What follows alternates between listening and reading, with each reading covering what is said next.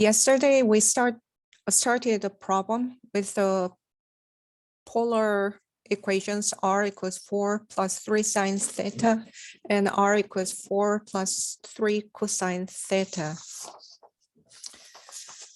What we did yesterday was graphing those functions, and then we have to reinterpret that so that we can draw the polar graph. Let's draw the black graph first. That is from sine function, so it'll show the vertical heart-shaped curve, even though it is classified as the limaison, but actual shape will look like the heart shape without inner circle. This is angle 0. The distance is 4, so it passes 1, 2, 3, 4 here. And when that is pi over 2, it passes 7. So here, and when that is pi, it passes 4 again, but it goes to pi direction. And then we go to 3 pi over 2, then 3 pi over 2, then the distance will be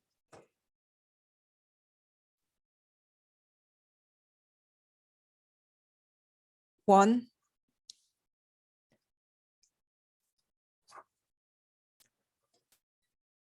Just a moment. This is 7, 4, and 1. Yeah, 3 pi over 2. I thought here. And then when we move to 2 pi, the distance becomes 4 again. So what happens here is the shape of the curve will look like this.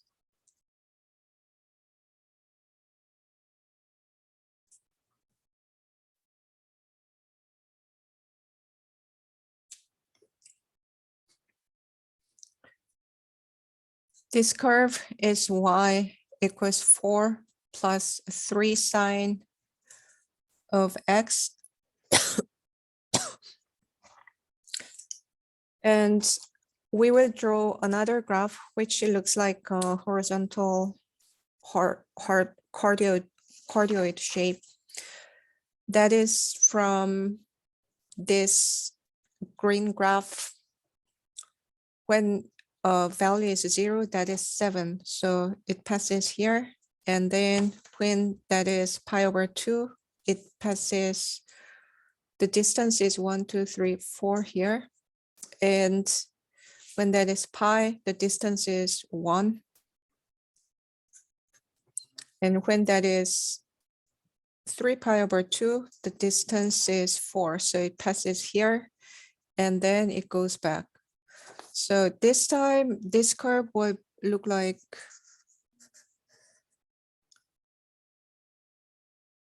this.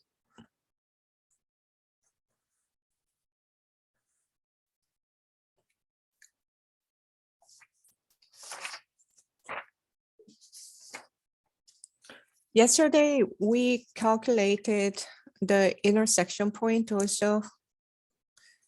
This curve is r equals 4 plus cosine theta, 3 cosine theta. Indeed, I made a typo here. It was 3 cosine theta.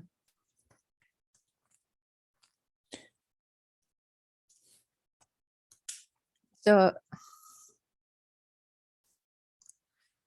this is an intersection point. And so when we connect those,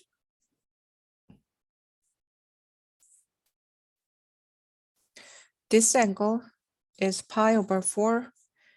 And this angle is 5 pi over 4. That is calculated yesterday, so I don't like to repeat it again.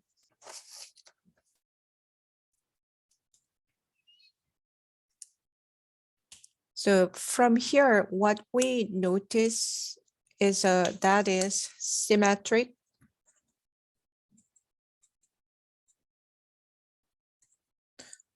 along this line. So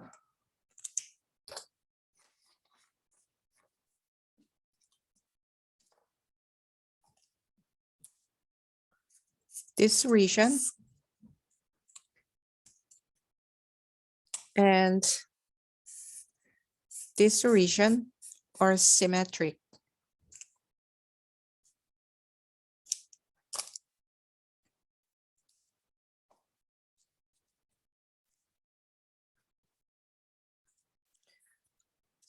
So you can see that when you switch x and y, those are just the identical coordinate. So this is -1, 0. And when you switch it, the x and y coordinate, it becomes -0 and -1. And just so you can identify all those points in such way. And this is just y equals x because that is pi/4. So those are symmetric. So area, in this case, integration pi/4 to 5pi/4, 1/2 r squared d theta. And so we want to calculate this part. So the pi/4 to 5pi/4. So we calculate this region and then we will double it for the other part. So we are using the red graph. So it'll be 2 times pi/4 to 5pi/4, 1/2 red graph's equation, which is 4 plus 3 cosine of theta squared d theta. And it is enough to set up the equation. You don't have to make progress with the calculation. And that is the end of this section. From now on, sequences in calculus are pretty comparted, even though later point we will use integration related things about series.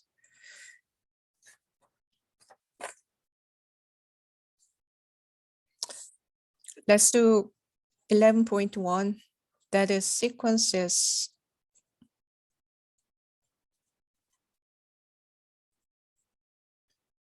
This is something you learned in college algebra. Sequence is a list of ordered numbers.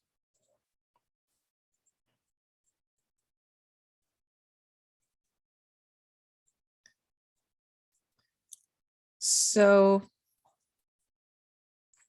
when we think about sequence, we consider not only the listed numbers, but also we consider the order it is listed. So this sequence and 2, 1, 3, 4,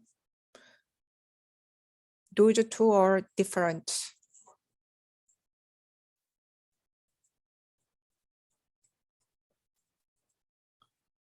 Because orders are different.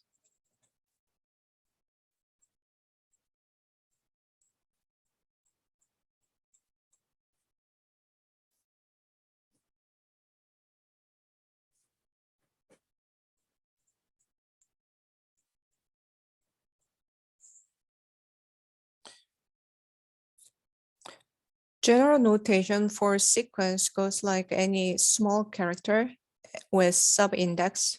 Let's say that is A1, A2, A3, and so on. This subindex means order. This means first term,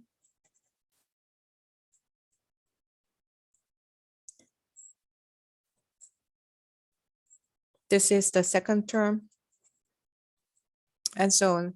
But sometimes we use the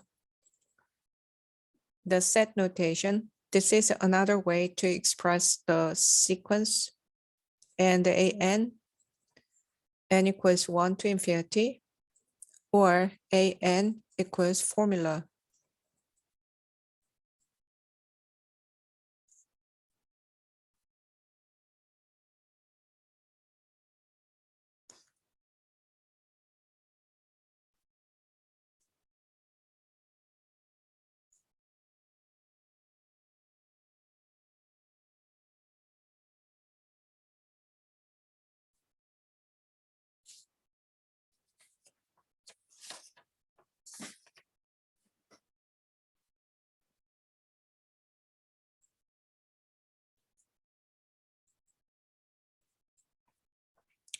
List the first 4 terms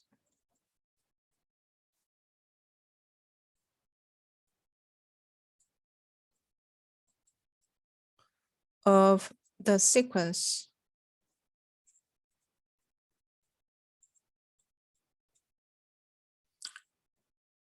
The expression of the sequence in the first problem is given with equation form. A sub n, the general nth term, is defined as n minus 9. The first term is denoted with a subindex 1. And all we have to do is we just replace n by 1. So 1 minus 9 equals minus 8. And a2 equals 2 minus 9, which is minus 7. And a3 is 3 minus 9, which is minus 6. And a4 is 4 minus 9, which is minus 5. All we did is just the substitution with the subindex.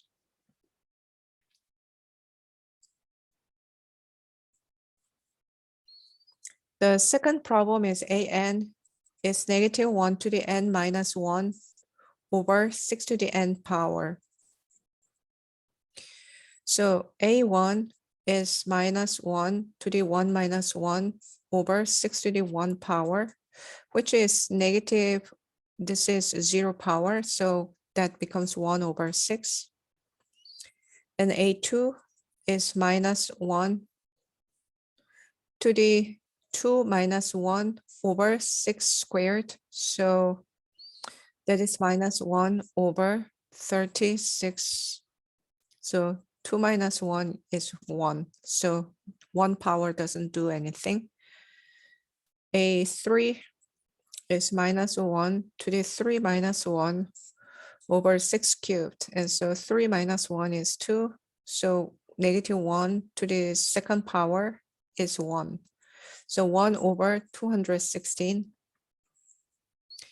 And a4 is minus 1 to the 4 minus 1 over 6 to the 4th power. And so this is third power. So negative 1 to the 3rd power is minus 1 to the 6 to the 4th power is 1296.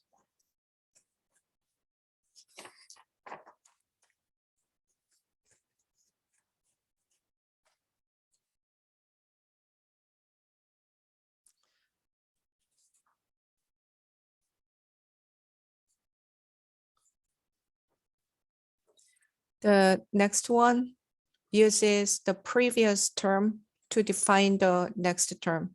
So a1 is defined as 6. So the first term is 6, and an plus 1 is 5 times an minus 5. So the first term is given as 6, and the second term is 5 to the, this is the previous term, 5 times a1 minus 5. So 5 times 6 minus 5 equals 25. And A3 is 5 times the previous term, which is A2 minus 5, which is 5 times A2, 25 minus 5. So that is 120 because 125 minus 5 is 120. And the fourth term is 5 times A3 minus 5. That equals 5 times the previous term, which is 120 minus 5. So calculating that will give you 595.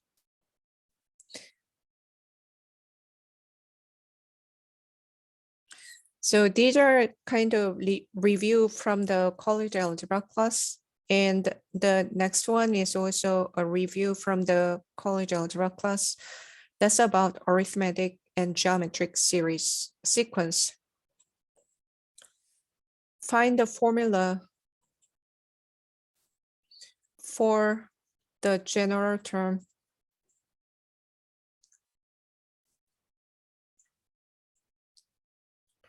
an. So the first problem is 2, 11, 20, 29, and so on.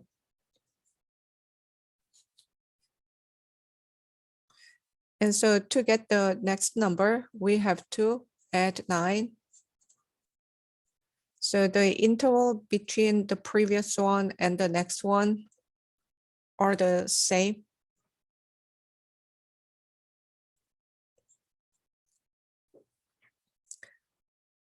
So the first one, so an equals the first term plus something times 9 because the interval is 9. But when it comes to second term, we we add 9 only once. And when it becomes third term, we add 9 twice, and fourth term add 9 3 times. So when it becomes n term, we have to add 9 n minus 1 times. So we multiply by n minus 1 to 9. So this is the general equation. If you cannot convince yourself about what you did with this, then you can just check it by plugging in the number. A1 equals 1 minus 1 equals 0, and so it'll vanish. And so 2, and A2 will be 2 plus 2 minus 1 is 1 times 9 is 11, and so on. So it's the same as the given sequence, and so the formula is set correctly.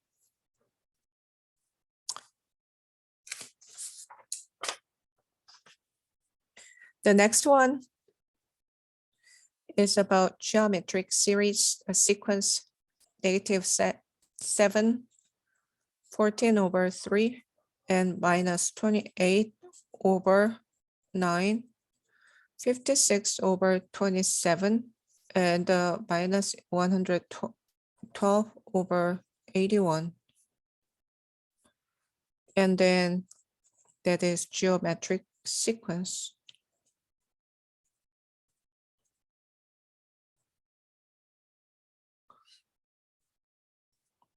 So we can write it down as 7 over 1. And then what we notice is in the denominator, we keep multiplying 3. And in the numerator, it is alternating. So we will multiply by negative number, -2. And again, every time we go, it doubles, but switches the sign. So we have to multiply by -2.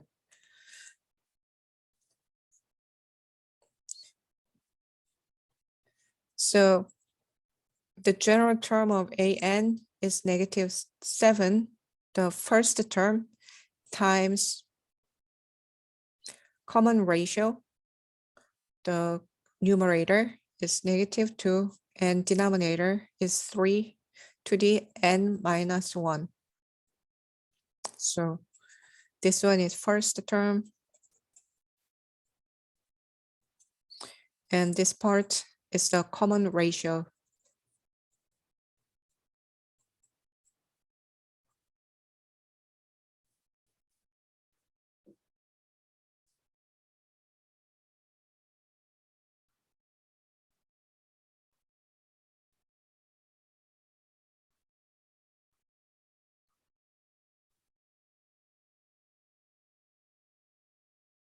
Okay. And again, if whether you have to put n or n minus 1, if that is your confusion, then all you have to do is just plug that in. So a1 equals -7 times -2/3, 1 minus 1. And so this is 0 power. And so this one will become 1. And so that's consistent with the given information. So if the first term comes out to be correct, and the ratio are the correct things, and then you your answer is correct.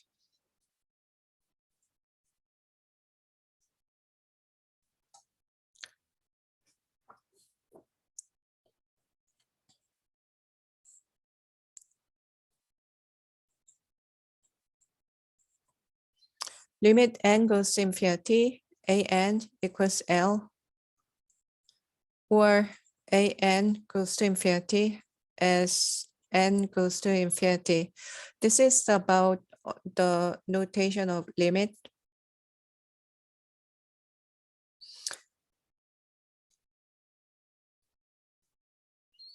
Sometimes this limit doesn't exist. We will see the example. And if that exists, then this will be the definite number. But if it diverges to infinity, then sometimes we write limit an equals infinity, even though infinity is not a number. If L exists as a finite number,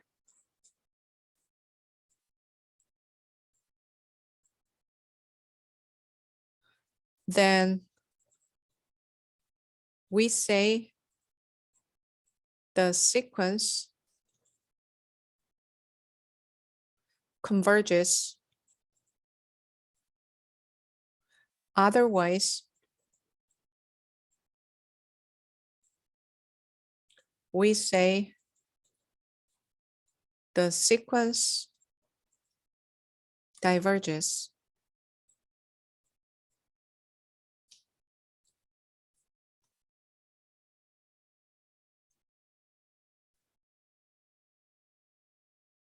So when we say sequence diverges, it is not only limit goes to infinity or negative infinity, but also when the sequence limit doesn't exist, we say that is the divergent sequence.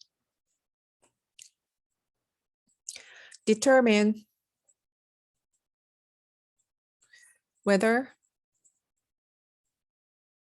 the sequence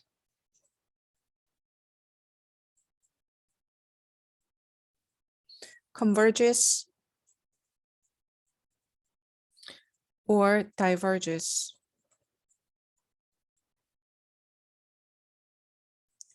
The first problem is 0, 3, 0, 0, 3, 0, 0, 0, 3, and so on.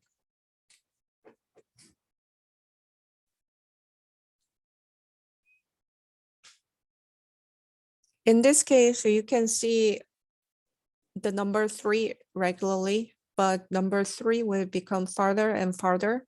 And so There are only two numbers which forms the sequence, but it doesn't go anywhere, obviously. So this sequence diverges. It cannot go with 0 forever because 3 will emerge at a certain point.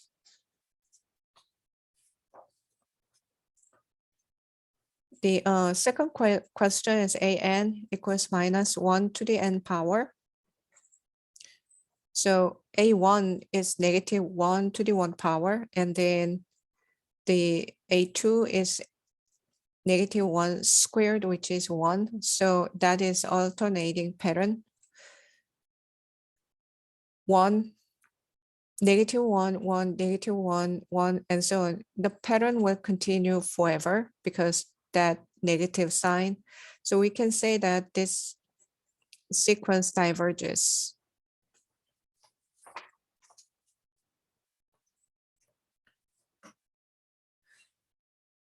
Third one is defined as 1 over n. An is 1 over n.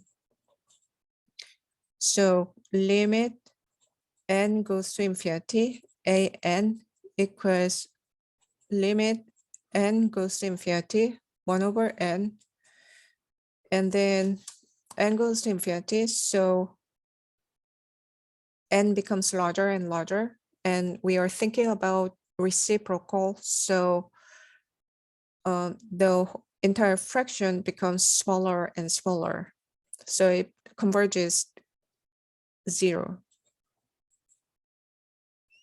The next one is an equals n. Then that is limit n goes to infinity, an, and that means limit n goes to infinity, n. So n is a natural number, it becomes larger and larger, and so it is infinity.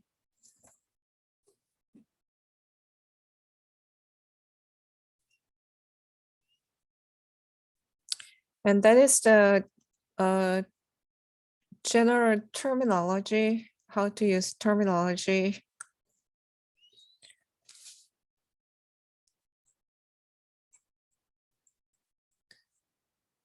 about given sequence.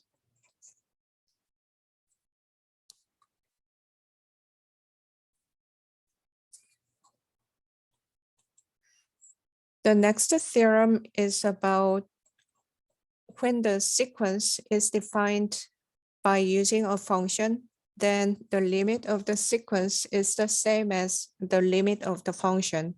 Let me state that limit x goes to infinity, f of x equals certain point.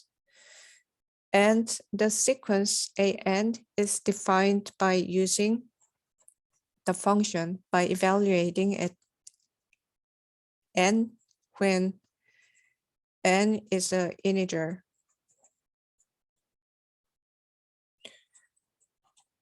Then limit n goes to infinity, an equals L.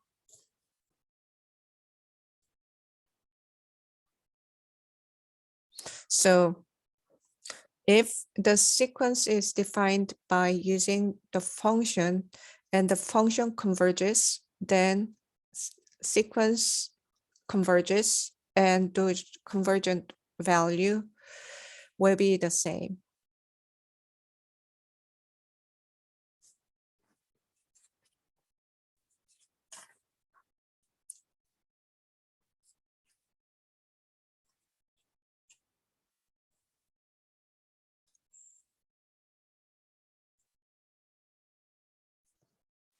Can you This go back is, for a second? yeah. Sorry. Perfect. Thank you. The next problem is just a visual problem. The function itself is not given, but it just shows the horizontal asymptote and the pattern of the function. This is y equals f of x, and n is defined as f of n and then equals 1, 2, and so on. And then limit n goes to infinity, an equals limit n goes to infinity, f of n, because the way it is defined. So n becomes larger and larger, and then it approaches horizontal asymptote. So that becomes 1.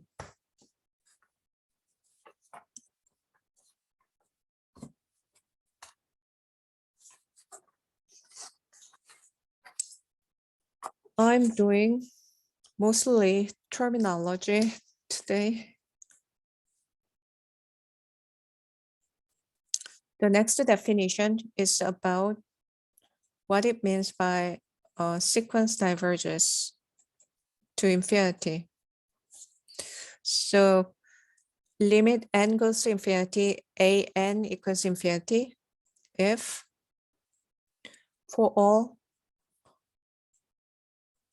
any number, positive number m, there exists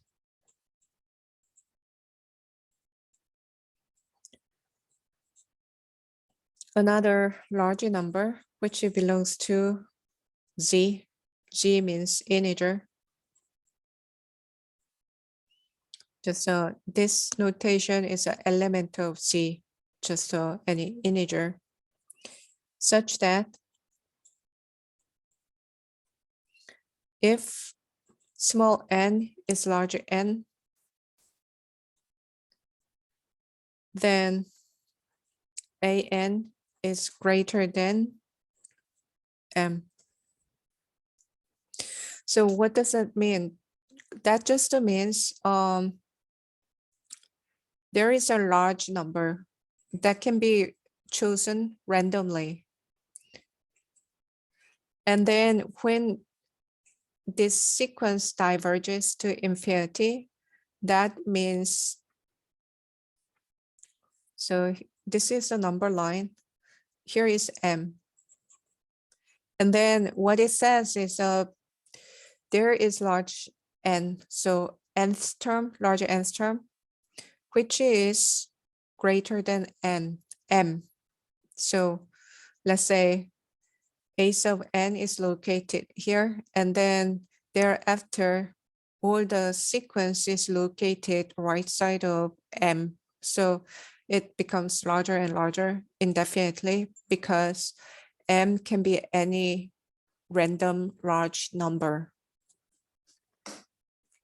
It is pretty abstract, but I think you know what it means intuitively, but that is just the rigorous expression about what it means by limit an equals infinity. Limit laws for sequences.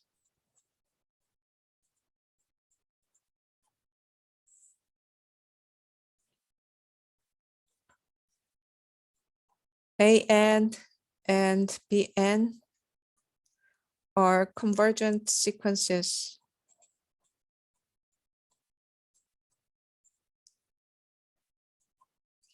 And c is constant.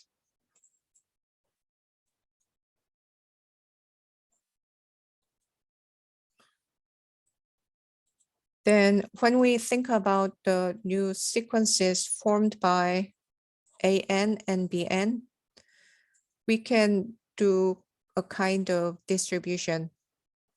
So we will just a plus bn and then limit an plus or minus limit n goes to infinity bn. So we can just use the previous sequence limit to evaluate the new sequences limit. When n goes to infinity, c times an can be written as c times limit n goes to infinity an. And if we think about the constant term, so whatever the sub-index is, if the value is c all the time, then obviously limit is C. Limit n goes to infinity, an times bn. And then again, we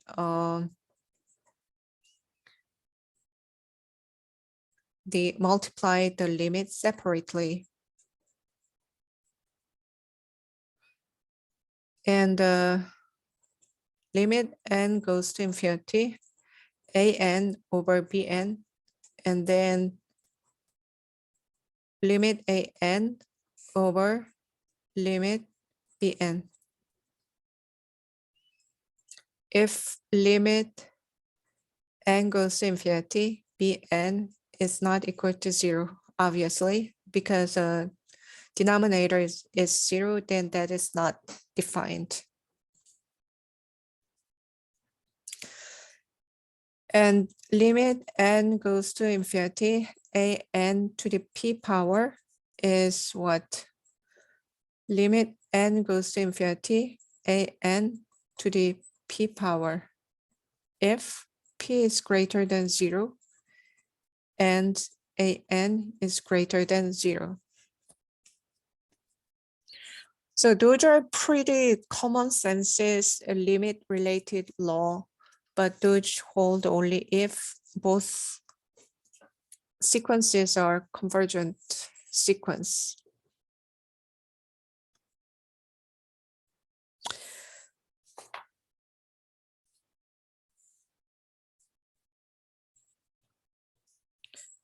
Let's do some examples. Limit n goes to infinity, 1 plus 0.5 to the n power. And then what the rule says is n goes to infinity, 1 plus, we can split the limit like this. And then limit n goes to infinity, 0.5 to the n power.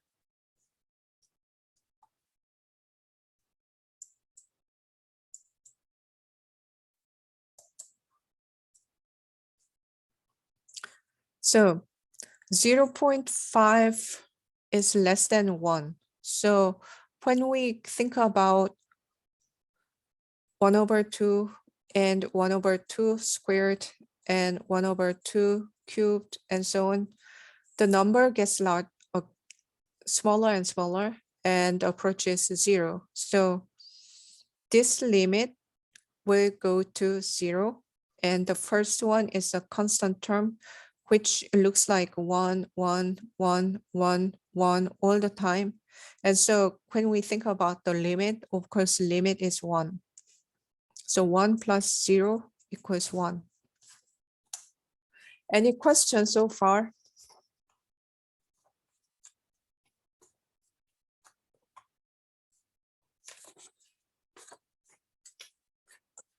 The next theorem I want to introduce you is about the squeeze theorem.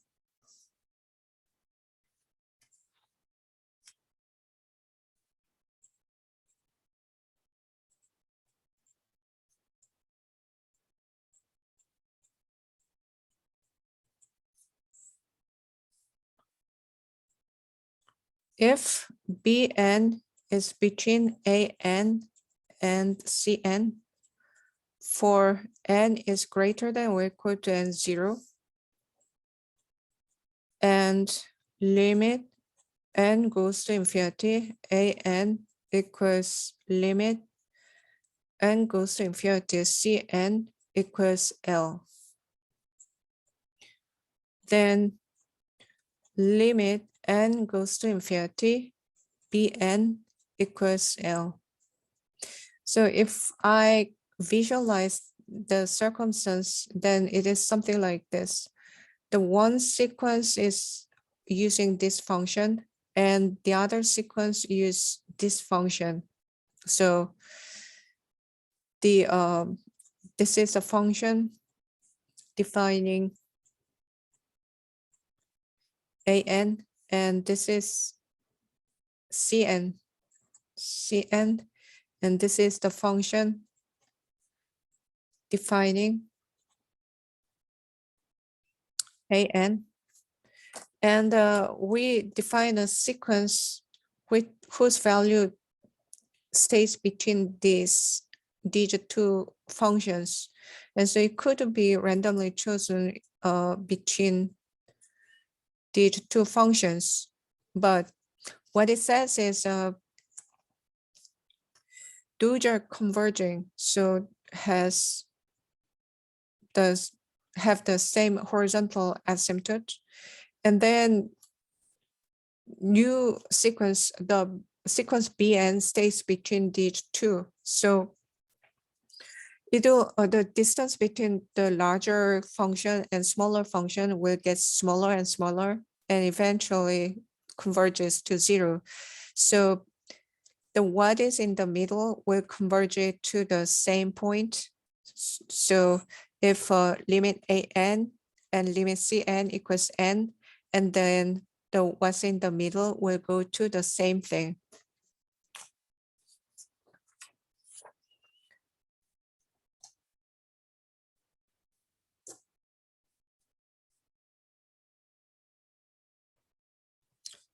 Let's do the example. Determine whether the sequence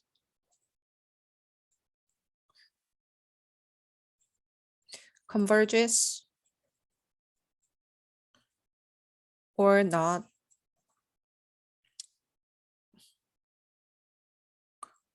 The sequence is given as cosine squared of n over 4 to the n power.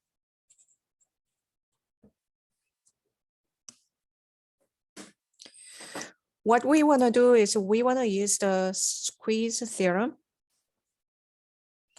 So we want to put this one in the middle of something. Cosine squared of n over 4 to the n power.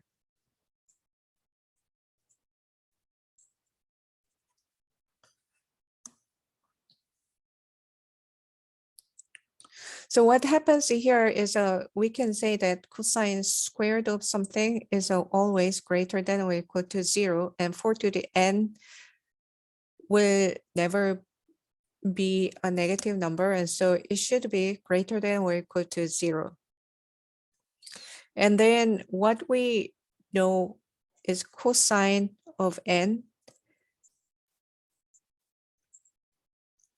stays between -1 and 1, and cosine squared of n is staying between 0 and 1 because everything must be positive.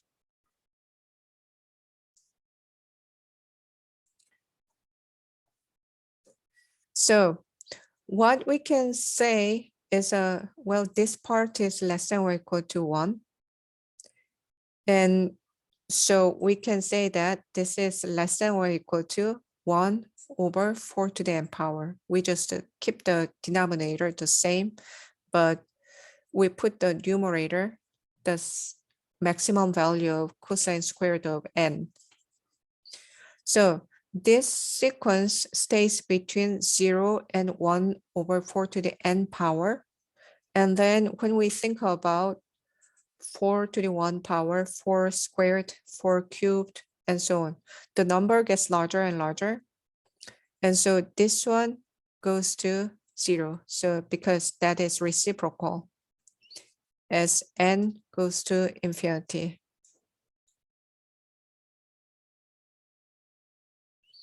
So what you can say is the lower bound is a constant number. So we are thinking about 0, 0, 0, 0, the sequence, which is defined with the same number. And we think about a limit of 0. And then that limit is identical to the limit of 1 over 4 to the n power. And so that equals 0. So both smaller and larger sequence converges 0. So what's in the middle, limit n goes to infinity, cosine square root of n over 4 to the n also converges 0. So middle part converges 0. So that is the squeeze theorem.